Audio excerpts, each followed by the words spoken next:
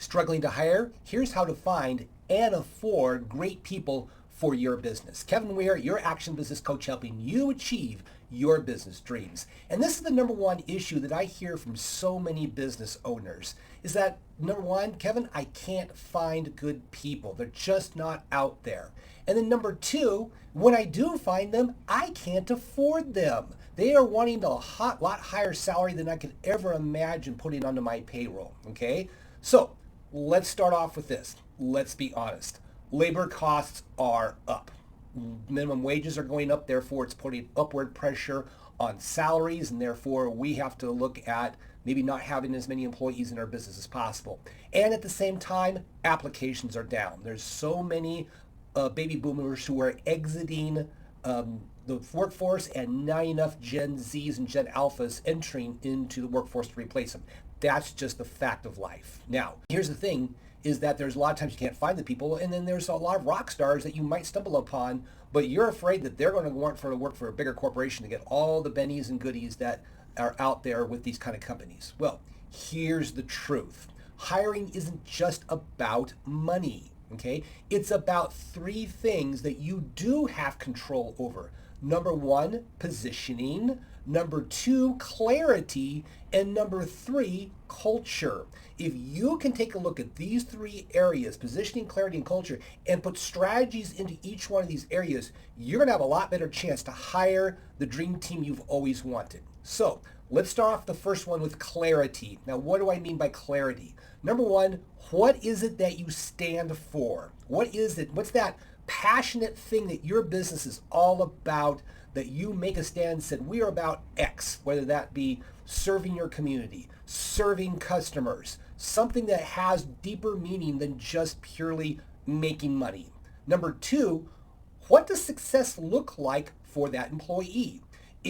Success has a lot of different elements to it. Success could be making a difference for people. Success could be, increasing your stature within the community. There's all sorts of things that success looks like. You just have to find and identify what would empower a person to come to your business that would deliver a success profile that they want.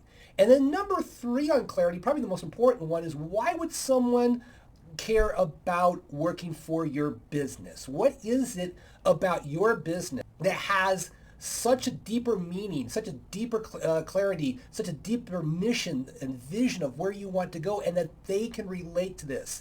There's a lot of surveys out there that show us that the younger generation of employees have a much more deeper need to work for a company that they believe in rather than just having a pure high salary. And so you've got to really zero in on that vision, that mission, that culture you have put together. Now, if you haven't done that, we need to work on that.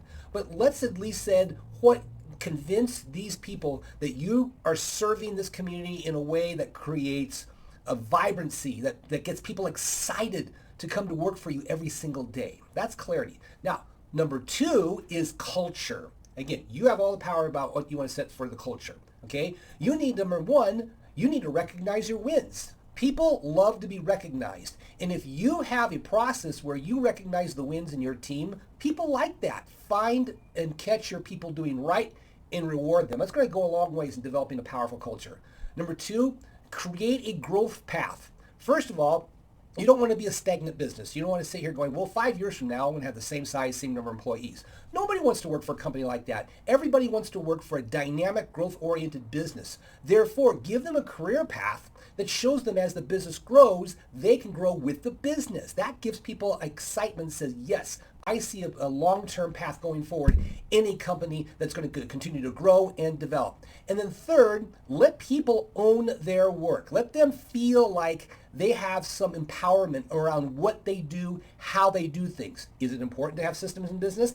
Absolutely. But they can be part of that systems development and they can own what they do. Always remember this. You've got to raise meaning for people. The more you raise meaning, the more they feel that they are connected into your business. Therefore, they would want to work for you. Now, the third area, positioning, or what I call the money side of things. Let's talk a little bit about money. Now, if you are tight on cash, what are some interesting ways to get around that? Number one, you might want to start off with hiring this person part-time instead of full-time with a path to get into full-time. That may not be a lot of fun for them, may not be a lot of fun for you, but as they grow their skill sets, you can start working on a plan to employ them longer and longer hours until they are full-time. Now, some people want to stay part-time, and if you give them flexibility in their part-time, that may be a lot more powerful than just have a rigid schedule. Now, number two is performance-based bonuses.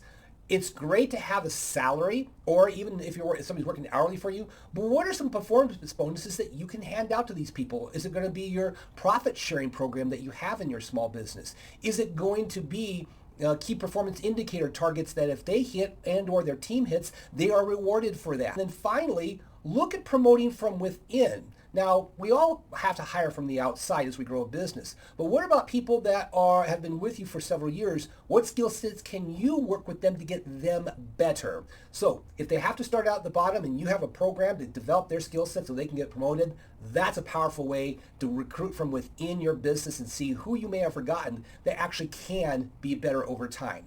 And just a note on this, our big thing we want to measure return on investment per employee. If we consider an employee investment rather than just a pure expense, what is that return on investment? Let's work on measuring that. Now, hiring and no hiring is tough in this environment, but it's not impossible.